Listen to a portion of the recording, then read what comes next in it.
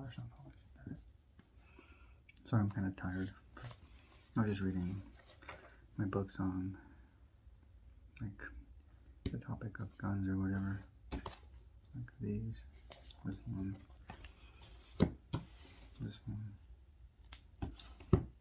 this one, and this one.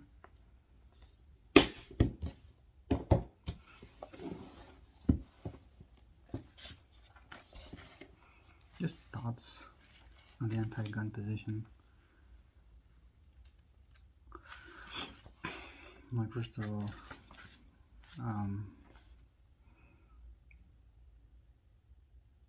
like oppression, right? Like violent oppression,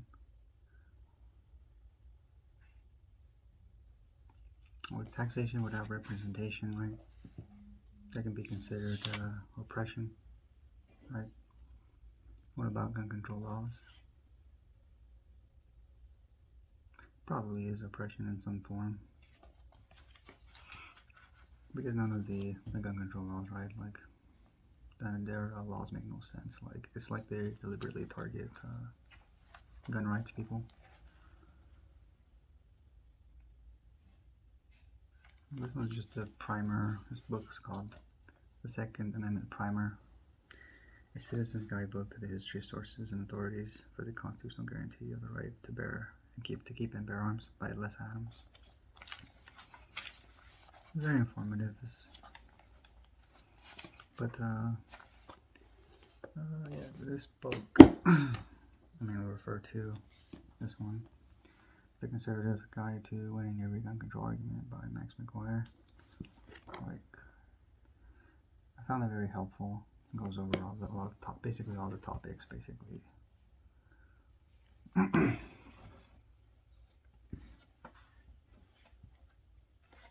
This is the one that's helped me the most, like, as a reference, like, see all the topics it goes over. Like, America's major gun laws and court cases. It gives you a whole lot of court cases, and then the other chapters about gun control, executive orders, and regulations. And it's the Constitution and Second Amendment, common sense gun reform, and the language of persuasion, right, and all these other sections. There's a lot of information on it. Like, sometimes at work I have to deal with, like, pro-gun control people, right? Because the culture, obviously, these corporations favor these left-wing ideas. But, I mean, I get along with everyone at work. But like, you don't have to really win any debates, you just have to make good points, you know, if they're understanding, which they kind of are, you know, but they still revert back to their, I don't know, their pro-gun position, but whatever, like, I don't like the main one they brought up was like, was that you won't be able to, which this book deals with it, right, like, that you won't be able to take on the U.S. Army or something because of the nukes or whatever. Like, they'll just nuke you or use tanks, right? But then it's like, I just made a simple point, like, I don't think that this book uses my point, right?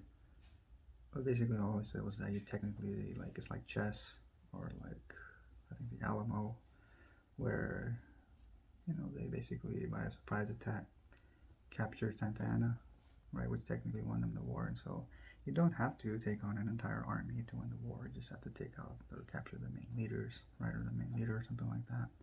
Because the idea is that you don't have a chance against the, you know, the massive army or something. You know, this book, I think it does give you the examples of how that's not true, because you look at the Iraq War, the Afghan, right, Vietnamese, all the times that America has not succeeded, right, over these, like, militarily inferior countries, right? I think it's more like the art of war. It's about strategy or something. It doesn't matter how powerful your military is, right? If it's stupid, and it's not going to succeed, right? Because that's more of the idea of what the book is going. Because I do recommend these books. And the other point, I forgot the other point. I'm trying to remember the other point that was brought up. Oh yeah, it was about the AR. Like, it was like, it's just how bad and typical, right? The gun control people that I work with, right? Like, it's like they regurgitate all that they see on TV. Which all you gotta do is just pick up these books to be able to basically poke a hole in them, right? Like when he brought up the AR, he talks about how it's a military style weapon and it's not meant for civilians. But then I told him what I remember from this book, right? I just told him that the AR is semi-automatic civilian rifle. It's Armalite, not assault, and it has never been used in or considered a military rifle. In fact, no military has the AR. They have like this DIM-16 or some kind of carbine rifle or something, but not the AR. The AR is a civilian rifle, which is permissible for civilians to use. So that's what I said when that point was brought up, right? And then, like in this book, this chapter talks about the racist history of gun control.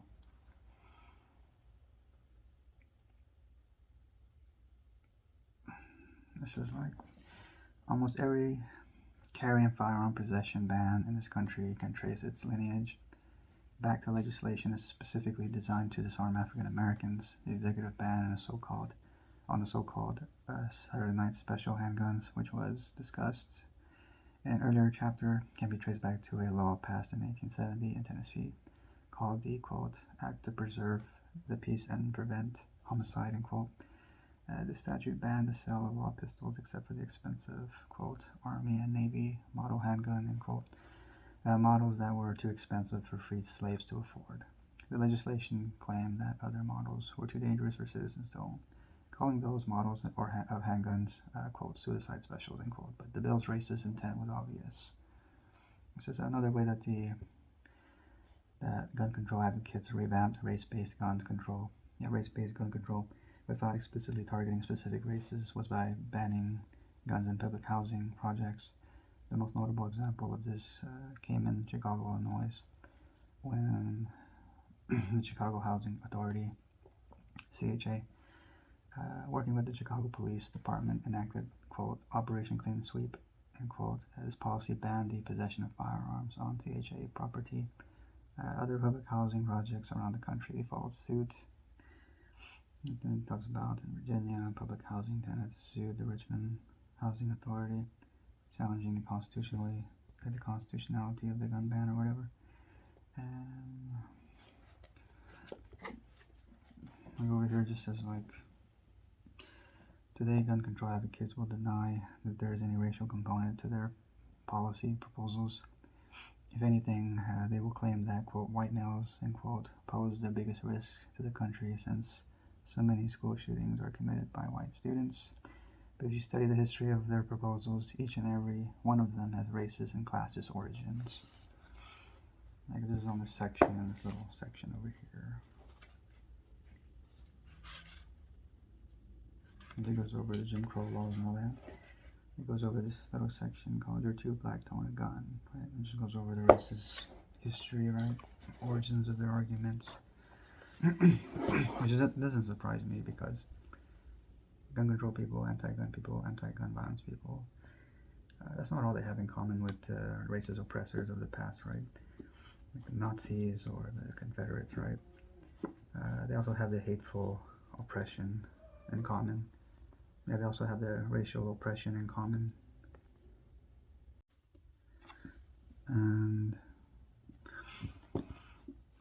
And it makes sense to me because like all their laws, like I said, don't make any sense. It feels like they're targeting anti-gun or not anti-gun, pro-gun people, right?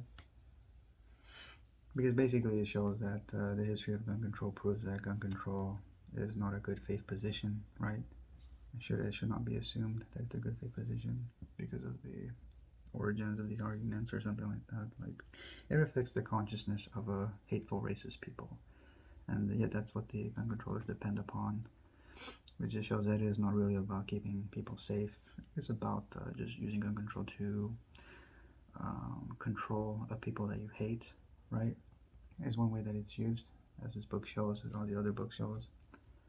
It's just about controlling opposition or just people that you hate because you're a racist or you're just authoritarian or some kind of evil authoritarian or tyrant or whatever the hell you are.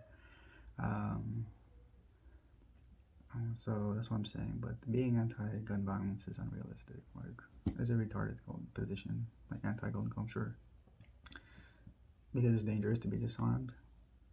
So I think Ukraine would have been more safer if they had been armed, not wait till the time of war. Like if they had been armed, they would have been prepared. Like they would have been ready at all times, right? Before like Russia invaded them. That's not a thing. You still have Russia and China like trying to invade people or so. Like, is China still trying to invade Taiwan? I don't know. But it is definitely not safe. Because I was listening to Colin Noor's channel. He's talking about how, some of these moms in Denver, Colorado, I think it was, are trying to push the idea of banning all guns, right? Complete disarmament. Which leads into the idea of what the right has been saying about these people just want to go after all the guns, right? That's why I say it's retarded. Because they don't learn from prohibition, war on alcohol, war on drugs, war on terror, right? Now it's war on guns, and all these wars end in failures, and they all end up leading us to is more bloodshed and organized crime. Actually, it's not really the gun laws that are the problem.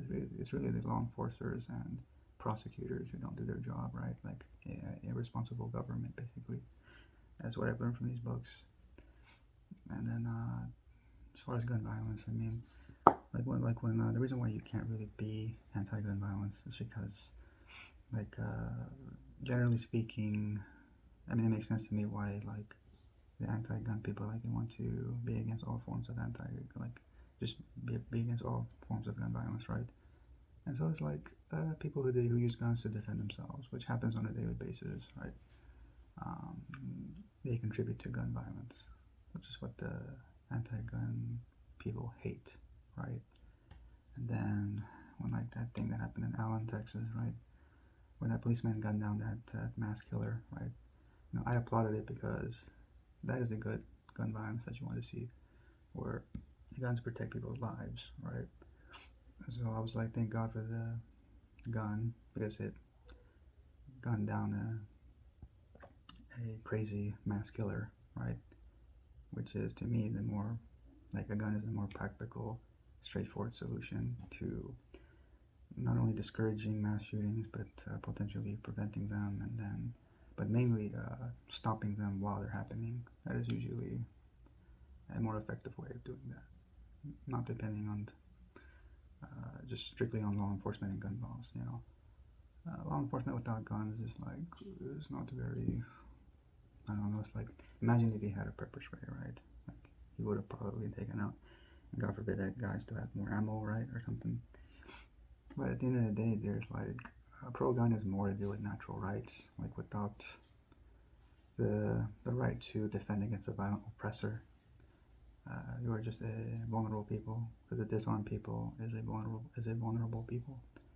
And so they cannot exercise the other rights of pursuit of happiness and life and liberty, right? Things like that, which presupposes that you have the power to resist tyranny and violent oppressors. This is why I said the pro-gun is more foundational to natural rights. And that pro-gun is mainly about being arbitrary on who, like ultimately you can say that you're not, but it's like just choosing who you wish to have guns and who you don't wish to have guns, which can be based solely on the fact that you hate people, and you hate a certain people and you don't want them to be armed. And so that is like why I don't like gun control. Even though because it's a type of gun control that is aimed at natural rights of people, right? Aimed at the people. Even though I would agree that, like, the Second Amendment is a type of gun control that is aimed at government, right? So that is a good gun control because it limits and restrains government. I'm not saying that we should have good gun laws, but it is more important that we have responsible moral governments and not people who are lenient on crime. And they're not hard on crime, and so they are basically, excusing criminals and not making it like they don't fear the law. That's why they don't obey it, because they don't respect it, right? And the same thing with disarmed policemen or communities.